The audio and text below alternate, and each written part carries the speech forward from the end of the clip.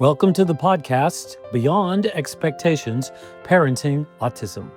Follow Michelle Chabolla's journey of raising a child with autism, the challenges, victories, and rewards. If you're a parent, caregiver, or simply someone seeking to understand autism on a personal level, you're in the right place. All right, we're back. Exceeding expectations. I'm not sure our podcast is exceeding expectations, but hey, we're not professionals at this. Beyond expectations. The name of it is Beyond Expectations. I'm not sure that the podcast itself is Beyond Expectations.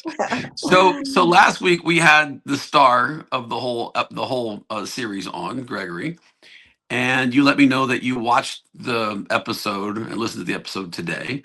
So I'm curious, with that reflection, what were your big takeaways? Is there anything that we should have done differently? Is there any responses to questions or whatever that you would have handled differently? So with it fresh in your mind, what'd you think? I thought he did great. What just amazes me about Gregory is he doesn't want to mess up. Yeah. So when you ask him a question, right, there's no wrong answer, right? Mhm. And he's just nervous to answer it. But I thought he did amazing. And what I really, really liked that he said is how he changed other people. Did you I catch know. that? He I love corrected me in a brilliant way where I was trying to give credit to the kids that, that made him feel welcome and had supported them. And he corrected me by saying that everyone benefited. I thought that was fantastic. that was his own words. And we Yep. we didn't go over anything for the interview or anything. He just jumped on and wanted to do it last minute. And I thought he did amazing. He really touched on a lot of things that we thought about, but we I didn't. know in that one response, I think we asked him sort of what are your goals for this or something or what, and he said, because this is new, right? He said, I want to talk about and help people with autism. Since when has he said the word autism? Like, how aware Right. is he? And is that common? It's not really common, and it's not. I mean, lately, yes, because we're working with the Doug Flutie Foundation, so we are around more autistic. Not around them. I don't know how to really. We're doing awards for him, and he knows what they're for, and he knows everything. So he does talk about it more, and then he does see what the Doug Flutie Foundation actually does is if you have an autistic child and that child wants to be a singer, wants to be a writer, wants anything that child wants to be, Doug Flutie's Junior's Foundation makes it happen. So Gregory's seeing a lot of that. And I Right. think he's really relating to it. They're amazed at Gregory and they immediately took him on as a partner. He's a partner in it and support our business and order a lot from him. But I think he's just more exposed as overall to it, understanding it. And he knows he's different. He told you that. Yep. His And brain so, works different. right. So I don't know. He's amazing. Every day So everything comes out of his mouth. So I'm always trying to anticipate questions that people watching this might have, and that those parents that just got a diagnosis might have. So this is interesting. So right now, 30 plus years later, he's saying the word autism. He's acknowledging his brain works differently. Mhm. When did you start to sort of work with him to let him know that he was different? At what age? What kind of markers were there in development? Probably high school, I'm guessing, because we're running into just, I guess, situations where, well, like, he was talking about the prom and homecoming and things like that. And he starts seeing group activities and how come I'm like, you can do that. Do you want to do that? Well, no, not really. Well, why do you think you don't want to? Right. And just the But he was differences. like 15, 16 years old. Yes, I would think he For was. those parents that have the 3-year-old, the 5-year-old, the 7-year-old, how do you approach that? I mean, it's a I never, complicated thing, right? Because if you try to act like everything's normal or everything's fine or everything's average, then it's not. So what'd you do? I really didn't acknowledge it as a disability to him at all. I always expected a lot more out of him, even though he was, challenged with lots of things like that. Mhm. But I think it was he might have been 18, 19 years old, and he got upset and he goes, I just don't know how to tell you. Remember, I have a hard time with that. So it was just, I think, different things happening. He was like, wait a minute, I'm not able to express myself. That's what he says. I don't know how to say it. I just don't know how to say it. So Oh, I think just the struggles of an adult, becoming an adult, going through puberty and middle school, just all those things that we do, that we have emotional ups and downs. And I think he's just now really come around in probably his teens to actually talk about it and realize it. interesting. So we haven't talked about it, and I've never asked about it. But biologically, is life any different for someone with autism than someone without autism? Not at all. Not at all. Health-wise, he develops just like anybody else does. Yeah, Life, everything. life expectancy, like just the normal, all the fun stuff. Right. all I've the always same. said I need to live to be 130 because I was almost 30 when I had Gregory. I was like, I'm not live to be Right. 100. Well, I think that part of our exploration here should talk about money and finance and planning, because everyone hopes that their kids outlive them. Like that's the goal, right? Right. And so there's got to be, for parents in your position, it creates a complex financial plan. So we should cover that as well. Yeah, it But does. we can save that for a different date. Yeah. So in the interview that we had with Gregory, I felt like a couple of times, it was what I observed, just from memory, is because I was watching you guys side by side. What I remember was a couple of times he would look to you before he answered the questions. And if I remember correctly, in the beginning, you would look back at him and kind of coach him. But then later on, you kind of, I don't know if you know this, but you put your head down and you look down, so that when he was looking to you for, I guess, for direction or for a signal that was okay, you didn't give him that signal. I did that on purpose because I knew he wouldn't. Everyone notices that when we're together. He will not answer unless he looks at me first. Right. So I try to remove myself from the conversation, or like I did, look down so he won't look, he's looking.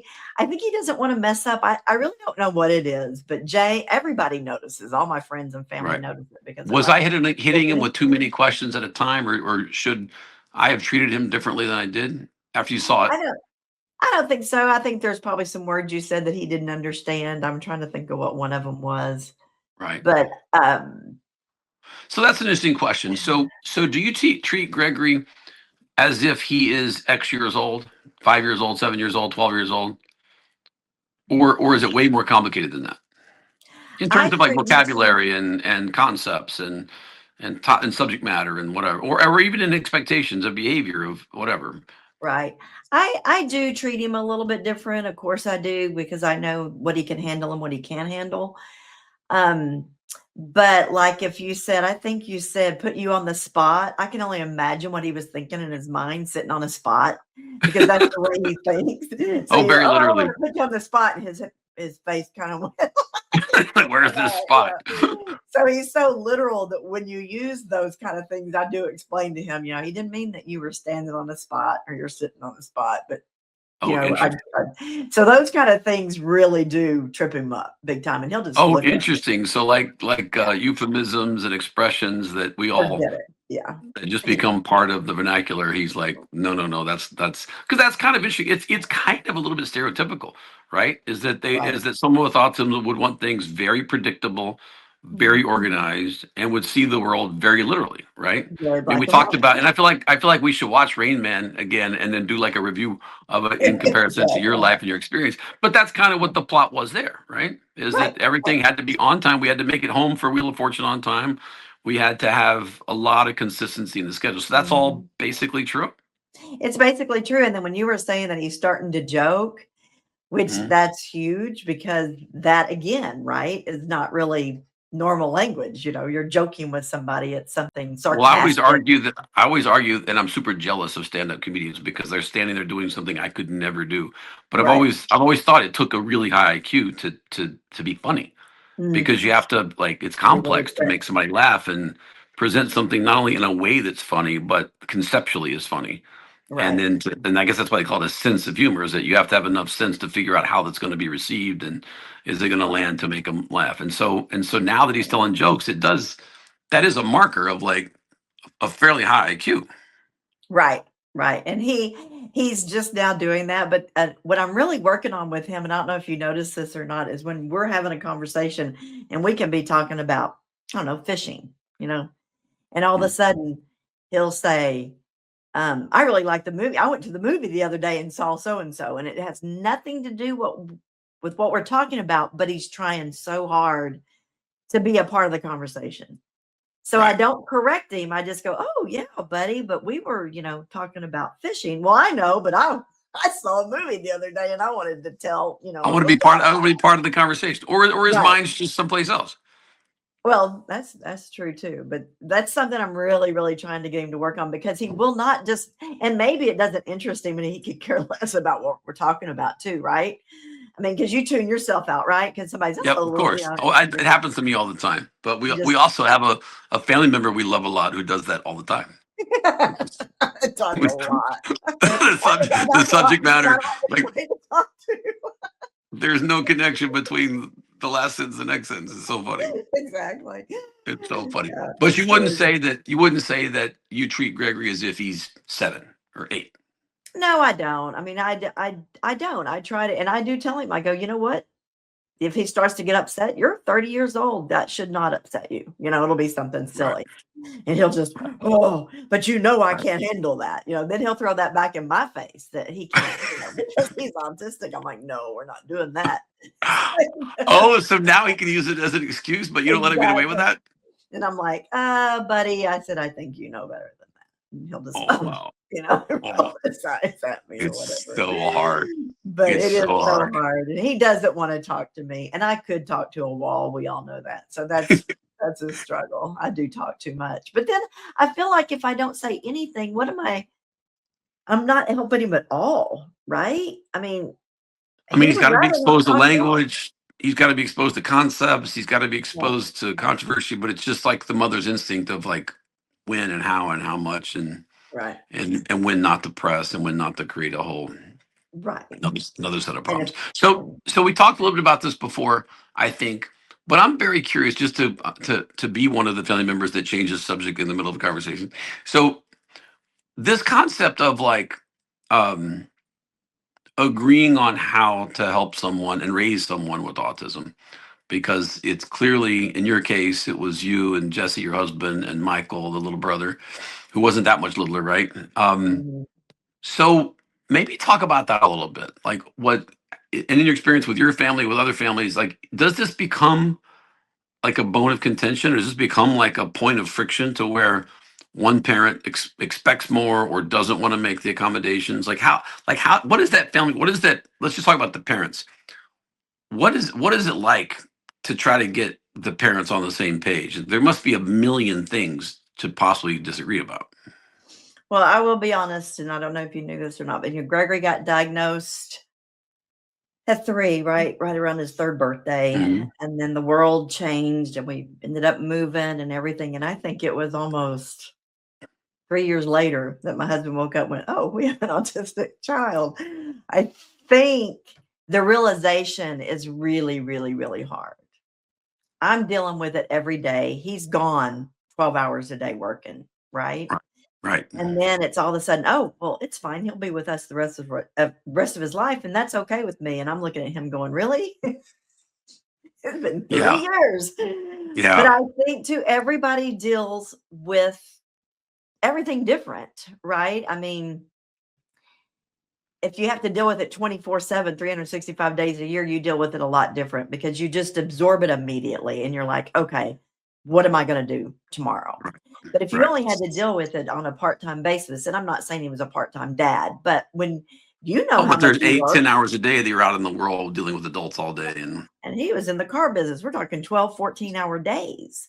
And right. so, yes, he was a great dad and the weekends were great. But by the time he got home, the whole day had happened, right? And Yeah. I just think it took a little bit longer for it to sink in that this is what we're dealing with.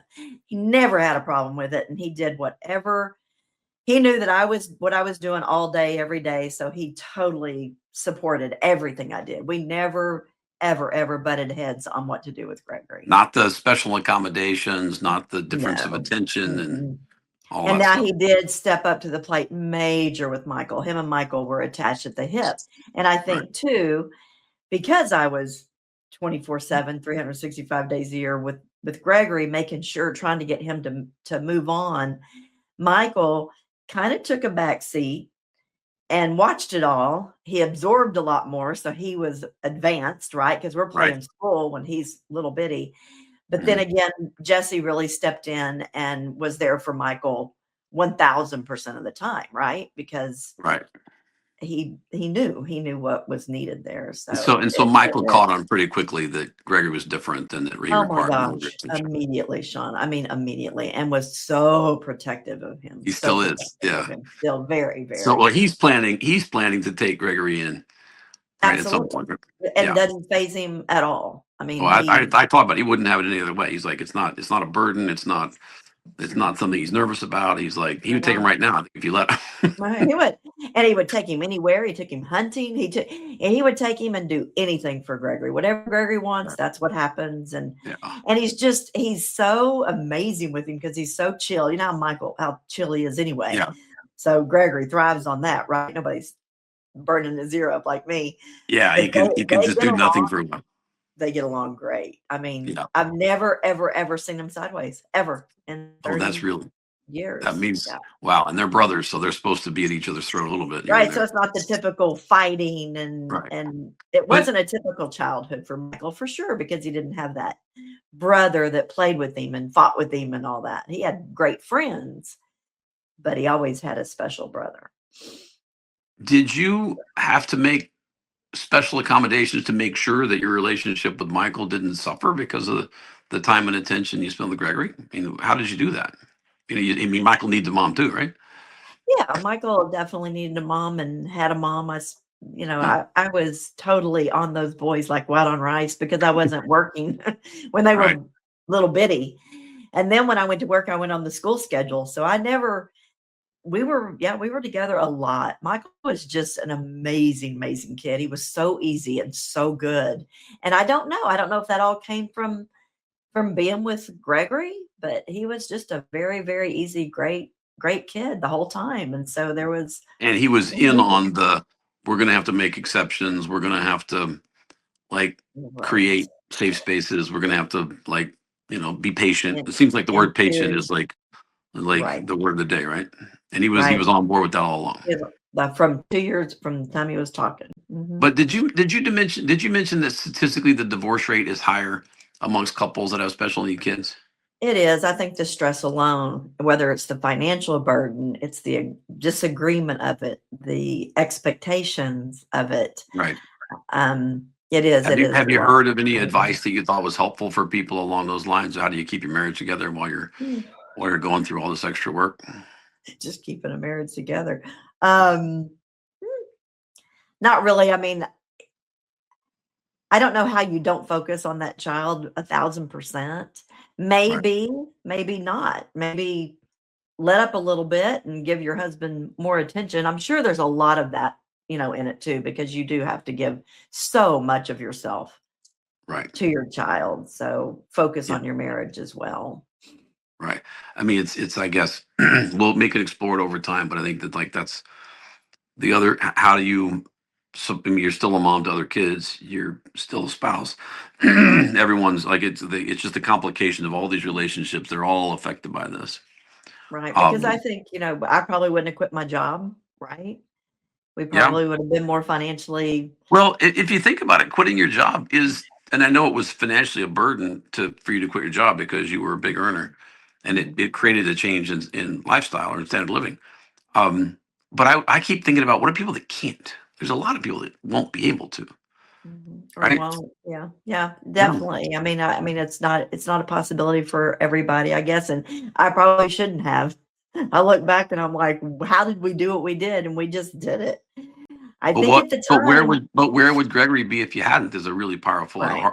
impossible Oh, to answer question, but it's a scary question, yeah, right? I wouldn't have had it any other way. I mean, I think back, Yeah. I wouldn't have done anything different. I mean, It's it's a pretty bold message, right? Because these days it's obviously sort of a world where we want everyone to have equal opportunity, and we don't and marriages are complicated and divorces are complicated, and like putting yourself in a position to where you lose your financial freedom because of the spouse is the breadwinner, and you're taking, I mean, that's a lot of complicated stuff goes on.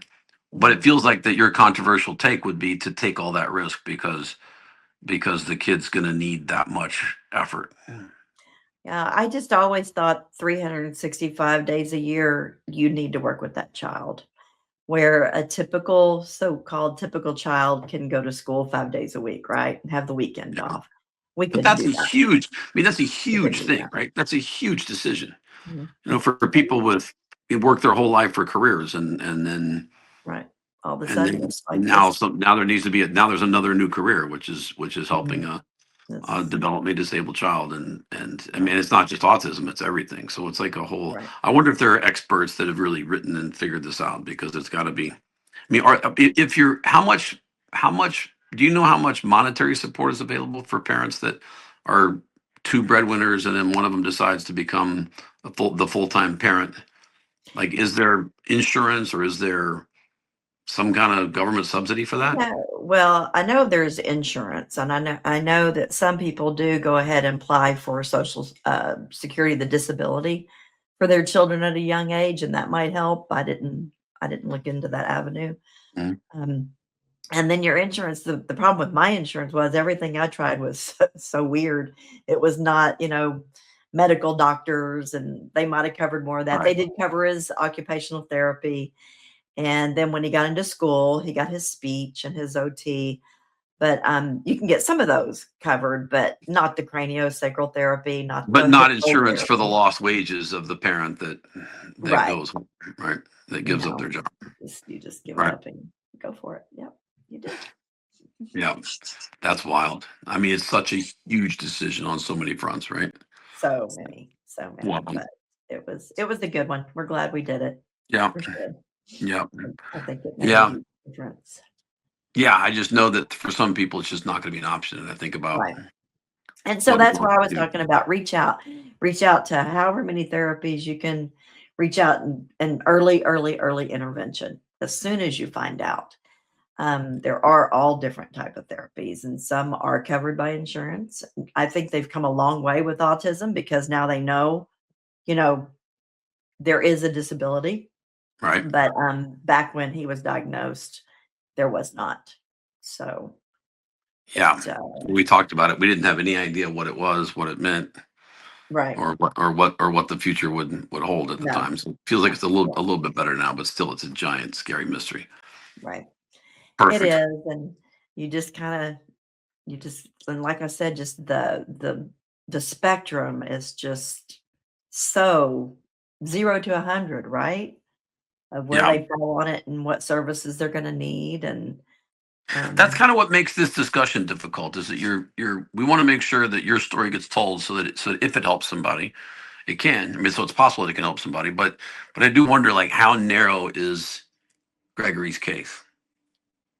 Do you have a meaning perspective of, meaning, like we said, there's a whole spectrum of oh, right. autism. There's a whole Mhm, spectrum of disabilities. There's mhm, everything from, I have friends who've taken their autistic children to institutions because they got to be giant men that were violent, right? violent. And, Mhm, yeah, and mhm. and they had a lot of resources and the best advice in the world. And at the end of the day, it became like just wasn't safe to manage the person without professional care full time.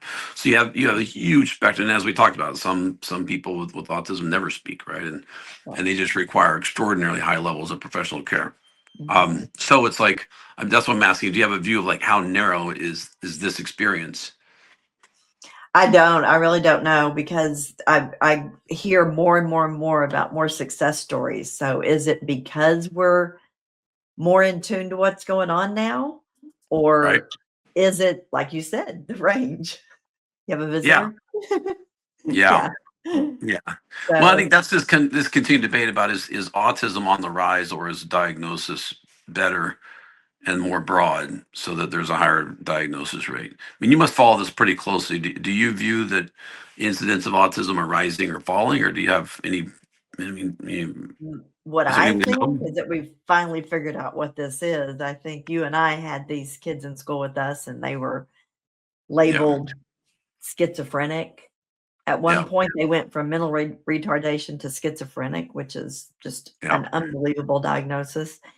And no one knew what to do with him. He was diagnosed in 97, and they told me to put him in an institution. And you're talking about a 3-year-old little boy, Wow. because he wasn't talking, because he was flapping his hands, because he was running back and forth.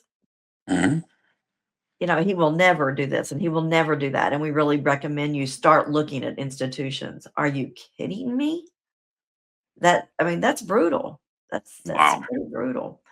So Wow. I think we're more educated. I think we're learning more every day from everybody else that's doing whatever they're doing. You know what I mean? Just try it and just see if it works. But my unprofessional opinion is that we're just more educated about it. Right. Well, you're 30 years into this. I suspect your opinion is probably closer to the truth than most people's. So going back to the episode with Gregory, and we talk about, like, in some cases he was super hesitant to respond. It felt like we had him going at a certain point where, and then he stopped. I wondered if we can ever get him back to he was starting to, he said, I want to be able to help people with autism, and I want to be able to explain about autism. I would love to get him back on that role, just to get, like, his perspective on the differences. And does he ever talk about it, or in daily life is this just No. like, He no? really didn't talk about it. He talks about we had some bullying situations in school, and we've talked about those lately where he turned the bully around. Interesting. He didn't, I guess, react the way the bully wanted him to, and he remembers that.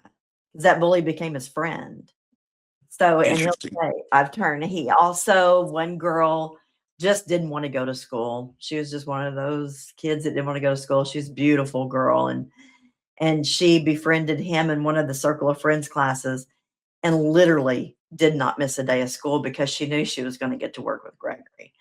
And so Wow. those kind of stories are just amazing. And I just know every day you hear, that's amazing.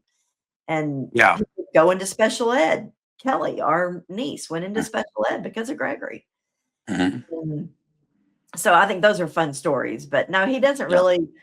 He talks about him being, he feels sorry for the ones that can't talk. Right. But we did ask him if he remembered, and he really didn't remember not talking. What he told Interesting. us. Yeah, he was pretty small. He was pretty Yeah, small. he was Which is 7, good. so. But it feels like most of the memories are positive. Mhm. I mean, is part of the gift from him is that he just has a positive disposition? He is happy all the time, and there is just nothing, doesn't matter what you're doing, he finds something good out of it. It's great. He's really easy to, that's what I'm saying, he's no burden, he's so easy to be around. I Yeah. mean, you think you're having a bad day, and think of Gregory. I mean, he's so happy. Yeah. He's got his house decorated for the holidays. He has a fun holiday house, he said. I said, you do have a fun holiday house. So everything Yeah. is just great for him. I mean, it's amazing. It really is. Yeah. Isn't that a fascinating thing? I wonder, like, you just wonder, like, how this all knits together, right? Like, is that a certain amount of naiveness that creates that positivity? Like, I think the so, because yeah, nobody's mean, right? He doesn't understand people being mean or lying or, any of that. so he kind of blots out the concept of dishonesty, blocks out the concept of aggressiveness or bullying, I guess, Mm. right? And someone wanting to hurt someone else's feelings, that just doesn't exist in his concept. He would never do that. Or physical. I went to a boxing match on Saturday night, and he's like, I just don't understand. He said, have a good time, but I don't understand. I said, what do you understand? He goes, people hurting each other. So there you go. It's all black and white. Why would you get in a ring and beat up somebody? Yeah, right. It doesn't make much sense. It's It almost doesn't. it's interesting because we talk about this on, like, a modern IQ test as being a less than average IQ, but in some cases it feels like it's almost enlightened, right? It's like, because you do ask, like, why in the world would you, like, how is this a sport? Why would you get in a ring with somebody that you know is With just the gonna purpose of, like, trying to plummet knock you? them out. right? Like the goal is to knock them out. I mean, it's the most barbaric, lowbrow thing you can imagine, right? Yeah. I know it's It's a hard and I could never do it, but still, it's like it's 50-50 chance you're going to get knocked out. exactly right. It's a Let me go pretty in here and see animalistic what I thing. can do. Yeah, it's very barbaric, And but but he he doesn't doesn't he get doesn't that. like in his world that doesn't exist. I guess that's one of the things we talked about. That's why it's subject to being taken advantage of, Right. right? Is because it's not just like he has a high moral center. It's that this is the question. It's not such that he just has a high moral center. It's that he doesn't relate to the concept of wanting to cheat somebody or lie or be dishonest, basically. Correct. Correct. So if you asked for $5,000 and he had it, he would just hand it to you. He Right. would totally expect you to give it back if you were borrowing it. If you asked for it, he'd just give it to you. Because in his And world, everyone keeps their word right. and Like if he needed it, then he could come to you. Right. right. So That's a that's a good hard world. concept. That's a good world. That's a good one. Where is that world? That world is not. There's not very many people living in that world, unfortunately. That's fascinating. I wonder if this all knits together. So we're going to wrap up this episode, but maybe talk about a little bit of your guest list that's coming. Okay, so next week, Miss Panzer, Sylvia Panzer, is going to come on, and she was actually my boss. I worked at the middle school, but she was my savior to Gregory when I think I talked episode 1 or 2. I told you that they stopped his services at his elementary, his second elementary, and she flew in and saved the day. So we'll talk about that. And gosh, she's just an amazing person, and she worked with Gregory very, very close. So, And how many years ago did she work with Gregory? so Gregory's middle school was, how old are you in middle school? He's 12? 10, You're 10, 12. 11. Yeah. So Like 12. 20 years ago, and she remembers him and Oh, we're remembers still him friends. fondly. Yeah. We still see her when we go to Colorado, and all of his teachers. Are you kidding? They actually 3 or 4 of them I've contacted that I think are going to come on. So That's pretty amazing. never forget Gregory. I don't think you could find 3 or 4 of my teachers to come on and say anything about me. That's pretty cool. That's amazing. Yeah, it's gonna be a lot of fun. It's like we haven't really talked about it a little bit because I think I've been focused on like how do you help people that are like more functional advice. But I think that we should spend time on the gift side of this whole thing because how it affects other people is massive and the benefits that Gregory's been able to create. Because I think that giving people that perspective might help someone kind of retarget and go get those gifts out and in the world, which would help, like as Gregory said, helps everybody. Yeah, and Sylvia is also the one that I was telling you that does the job placement for special needs kids. So that's something really cool. Nice. So we'll get into that too. But yeah, so until next week. Until next week. All right. See you later. Thanks for joining. Bye-bye. Bye.